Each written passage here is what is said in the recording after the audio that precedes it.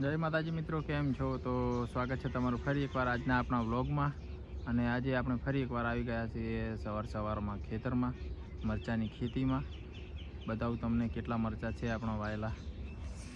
તો તમે જોઈ શકતા છો મિત્રો કે આવેલું છે સામે આપણું ઘર, અને ત્યાંથી જો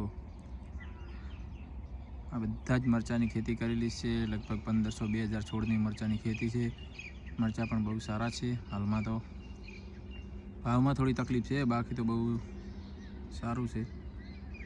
જો આ બધા જ મરચાં છે ઠેક સામે સુધી, ત્યાંથી લઈને ઠેક પાછા ફરીને આ બાજુ થઈને આવો એટલે ઠેક અહીંયા સુધી આ બધા મરચાંની ખેતી છે. અને મરચાં કેવા આવ્યા છે તમને બતાવું. જુઓ, આ છે આપણા મરચાં.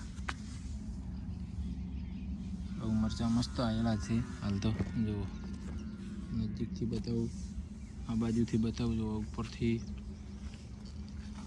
અહીંયા પણ બહુ મસ્ત છે મરચાં તો બહુ સારા છે, પરંતુ ભાવ મળે તો બહુ મજા આવે. ભાવ નથી આવતો. 20-25 રૂપિયા, 15 રૂપિયા, 10 રૂપિયા એવો ભાવ આવે છે, પરંતુ ભાવ આવે તો મજા આવે.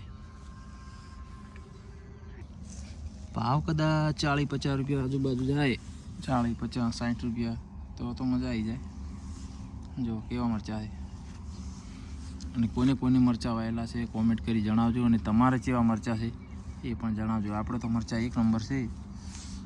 વચ્ચે થોડો બગાડ આવ્યો હતો, પરંતુ રેડી થઈ ગયું છે. જુઓ, બસ વેણવાનું કામકાજ ચાલુ જ છે.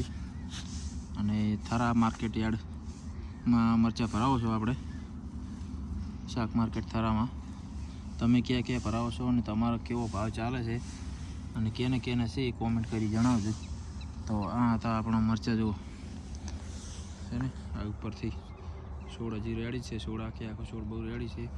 અને ફરી બતાવી દઉં કે આ બધા મરચાં આપણે જ છે ટોટલી.